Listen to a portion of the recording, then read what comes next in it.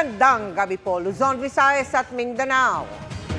Pinakakasuhan ng plunder at iba pang asunto si dating Senador Bong Revilla ng ICI dahil sa aligasyong hinatiran siya ng pera ng isang dating Public Works Undersecretary. Sagot ni Revilla, handa siyang sagutin ang mga paratang kapag binigyan ng pagkakataon ng ombudsman. Bagay na hindi umano ginawa ng ICI. Pinaimbestigahan din ng ICI sina Senador Chis Escudero, Senador Mark Villar at sina dating Senadora Grace Poe at Nancy Binay para sa case build-up.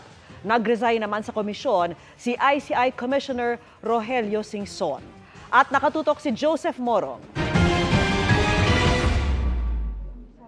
Si dating Senador Bong Revilla ang pinakamalaking pangalan sa ika-8 referral sa Ombudsman ng Independent Commission for Infrastructure o ICI. Ang rekomendasyon ng ICI, kasuhan siya at siyam na iba pa ng plunder, direct o indirect bribery at corruption of public officials. Ang hustisya ay strikto. Ilan sa mga pinagbasehan ng rekomendasyon ng ICI ay yung mga sinumpaang salaysay ni dating DPWH Undersecretary Roberto Bernardo na isinumite niya sa komisyon. Sa pagharap niya noon sa Senado, sinabi ni Bernardo na personal siya naghatid ng kahong-kahong pera kay Revilla sa bahay nito sa Cavite noong 2024. 125 million pesos daw ang kanyang dinala noon. Iba pa raw ito sa 250 million pesos na hinatid rin daw niya sa bahay ni Revilla bago magsimula ang kampanya para sa 2025 elections. Sa isang pahayag, sinabi ng tagapagsalita ni Revilla na kahit handang humarap sa ICI, hindi raw binigyan si Revilla ng pagkakataong magsalita para depensahan ng sarili. Ang mga nagdawit daw sa pangalan ni Revilla ay kasama sa mga bumuo at nagpatakbo ng sindikato at siya raw nakinabang sa bilyong-bilyong pisong pondo. Handa raw siyang sagutin ang mga paratang oras na mabigyan ng pagkakataon ng ombudsman. Bukod kay Revilla, pinakakasuhan din ng ICI sa ombudsman ang mga binanggit ni Bernardo ng mga tauhan at kaibigan ng ilang kasalukuyan at dating senador. Kabilang dyan ang kaibigan at campaign donor ni Senador Chis Escudero na si Maynard Ngu, pinsan ni Senador Mark Villar na si Carlo Aguilar, aide ni dating Senador Nancy Binay na si Carlene Yap Villa, staff ni dating Senador Grace Poe na si JY De La Rosa at isang Mrs. Patron. Dawit din ang mga opisyal ng DPWH na sina Mimaropa Regional Director Jean Ryan Altea, NCR Regional Director Gerard Opolencia at District Engineers Manny Bulusan at Ruel Umali. Why did we give weight on the affidavit of Yusek Bernardo? Well, I see sincerity on this part. Wala mang inirekomendang kaso, pinaiimbestigahan naman ng ICI sa Ombudsman para sa case build-up sina Escudero, Villar, Binay at Poe. Sa salaysay ni Bernardo, sinabi niya naghatid siya ng kabuang 280 million pesos para kay Escudero na inihatid niya sa building na pagmamay-ari ni Ngu. Si Villar naman kumikbak umano sa mga pondo sa maintenance ng mga creek at iba pang daanan ng tubig, pati na raw ang pondo para sa EDSA. Ang komisyon idinaan raw sa pinsan nitong si Carlo. Si Binay aabot naman daw sa 15% ang di umano'y kickback na kinukubra raw ng aide nitong si Yap Villa. Si Poe humiling daw ng mga proyekto kay Bunuan sa pamamagitan ng kanyang staff na si De La Rosa at nakakuha raw ng 20% na kickback na kinolekta raw ng isang Mrs. Patron. Sabi ngayon ni Poe, ang rekomendasyon ng ICI ay patunay na walang katotohanan ang mga bintang ni Bernardo at walang ebidensyang susuporta sa paghahain ng kaso laban sa kanya. Sinisikap pa naming makuha ang pahayag ni Escudero, Villar at Binay, pero dati nilang itinanggi ang mga paratang ni Bernardo. Nagsumite naman ng dagdag na ebidensya ang ICI sa Ombudsman laban kina dating Ako Bicol Representative Saldico, dating DPWH Secretary Manuel Bunoan, dating DPWH Undersecretary Catalina Cabral, Bernardo, COA Commissioner Mario Lipana, Alcantara, Hernandez at Mendoza. Sa gitna nito, inanunsyo naman ni Justice Reyes na nag-resign na si ICI Commissioner at dating DPWH Secretary Rogelio Singson epektibo December 15 pero posible namang hanggang December 31 pa siya manatili sa komisyon. He mentioned the very intense and stressful ICI work has taken its toll on this aging body. Hinihingan pa namin ng pahayag ang 77 years old na si Singson. Ayon kay Reyes, hindi naman raw maapektuhan ang pagre-resign ni Singson ng trabaho ng ICI at depende sa Pangulo kung tatanggapin pa. We can continue investigative work on a table basis, not hearing basis. Umupo pa si Singson kanina sa hearing ng ICI kung saan humarap sina Pasig Lone District Representative Roman Romulo at Bulacan 1st District Representative Danilo Domingo. Pero humingi sila ng executive session sa ICI kaya hindi ni livestream ang kanilang testimonya. Kapwa sila idinawit ng mag-asawang Diskaya na umano'y humingi ng kickback, bagay na itinanggi ng dalawa. They're DPWH, sa amin po yun. Hindi po yung staff ko. Sila po ang DPWH sa Pasig po. Yes, hindi nila Pasig, yung buong district. Authorized? No, I'd never authorized anyone. Authorized what, sir? Yung tinatanong, di ba? Wala po, walang ganon. Sir, sabi ni Bryce, isa daw po kayo sa mga kong na nangingi ng komisyon. Hindi po totoo yan at yan po ay pinatunayan ko sa investigasyong naganap na yan po ay walang katotohanan. Para sa GMA Integrated News, Joseph Morong, nakatutok 24 oras. Bagong uri ng pork barrel, ganyan tinawag ng isang senador ang allocable funds o termino para sa discretionary fund ng DPWH na naka-assign sa mga congressional district. Pero paano nga ba yan posibleng mabahiran ng katiwalian? Atin pong himayin sa pagtutok ni Sandra Aguinaldo. Substandard? Sa mga pagdinig ng Senate Blue Ribbon Committee at maging sa mga pagdinig kaugnay sa national budget, may salitang pirming nababanggit. On top of the allocable. Nagkaroon nga ng biro-biroan na ang allocable ay pondong inaalok sa mga mambabatas. Parang ano yun? Inalok?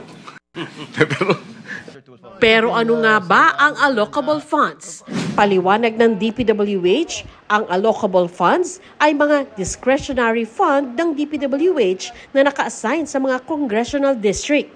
Ipinipresenta ito sa mga mambabatas na pwedeng pumili ng proyekto mula sa isang menu mula sa mga district engineer. Ang siste, ipapasok na ang proyekto na nais ng mga mambabatas sa National Expenditure Program o yung President's Budget na isusumite ng Malacanang sa Kongreso.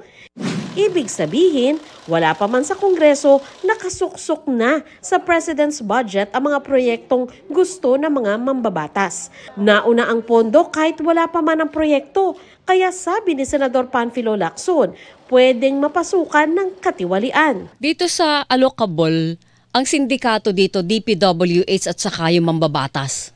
Totoo. Oo. Tapos, sila lang nag-uusap. Minsan, nag-a-advance na, allocable pa lang, talaga? NEP pa lang, may advance na yung contractor na 10%.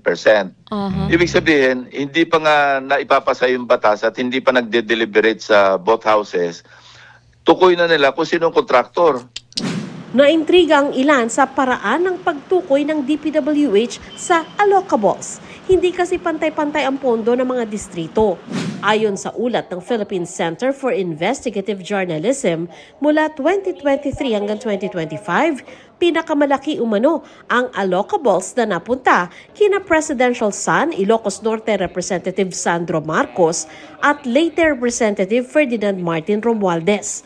Paliwanag noon ni DPWH Secretary Manuel Bonoan, may formula umano silang sinusunod. Meron kami kasing the allocation, Your Honor, for under the NEP, meron yung allocation formula that we have been using. And this will determine actually what would be the allocable amount per legislative district po. Pero kung ano ang formulang ito, tila iilan lang sa DPWH ang nakakaalam. Sir, regarding allocable, department po ang formula nun, hindi po district office. Again. Department po yung nagpo-formulate. In district. Yes po. Sabi ni Lacson, dapat galing sa Regional Development Council ang mga panukala kung anong proyekto ang kailangan ng mga lokal na pamahalaan. Aniya, lalabas tuloy na ang allocable fund na nauso nitong 2022, ang bagong uri ng pork barrel dahil tulad ng pork barrel, may say ang mga mambabatas kung saan ito ilalaan. Talagang di hamak na mas masama kasi yung dating pork nung legal pa, nakalimit yung bawat senador 200 million. Yung sa House naman, I think 70 million. Lalong napasama kasi unconstitutional, nawala na ng ceiling. Oo. Kasi pag-uusapan na natin dito, 10 billion, 14 billion, 5 billion, gano'n na yung nag-standard. Sa 2026 budget, sinasabing meron pa ring allocable na ayon kay Senadora Loren Legarda ay nasa 400 billion pesos. Sinabi naman ni DPWH Secretary Vince Dizon na titiyakin niyang wala ng allocables sa 2027 budget. Para sa GMA Integrated News, Sandra Aguinaldo, Nakatutok, 24 Oras. Hindi lang mga palyadong proyekto kontra baha ang pinuna ng COA sa 2024 audit report nito sa DPWH. Meron din umanong mga accomplishment report na pineke dahil hindi naman talaga natapos ang mga proyekto.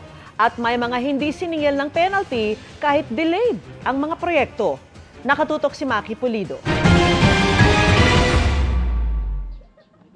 May mga proyektong palyado, pinekeng accomplishment reports at hindi paniningil ng penalty sa contractors. Ito ang findings ng Commission on Audit sa pinakahuling audit report nito sa mga proyekto ng Department of Public Works and Highways para sa taong 2024. Hindi lamang para sa mga flood control projects, kundi pati sa ibang uri ng istruktura gaya ng kalsada, school buildings, tulay at iba pa. Sa 747 infrastructure projects ng DPWH, nakita ng COA na hindi nasunod ang mga probisyon sa kontrata dahil kulang sa pangangasiwa at pagbabantay. Ang kabuuang halaga ng mga proyektong ito nasa halos 6.5 billion pesos. Pinuna ng COA ang mga structural defect gaya ng cracks, paggamit ng substandard na materyales at iba pa. Sa mga locally funded projects tulad ng mga farm-to-market road at school building, nakita ng COA na hindi na ipatupad o hindi maayos ang pagpapatupad ng mahigit 2,500 projects na may kabuang halaga na mahigit 138 billion pesos. Sabi nito, dahil sa mga technical defects at deficiencies ng mga proyektong ito, maaaring makompromiso ang kaligtasan ng publiko. Kung hindi raw ito agad kukumpunihin, maaaring mas masira kaya masasayang ang pondo ng bayan. Pinuna rin sa COA report ang mga pekeng accomplishment report sa DPWH Region 4B, 6, 10 at Cordillera Administrative Region.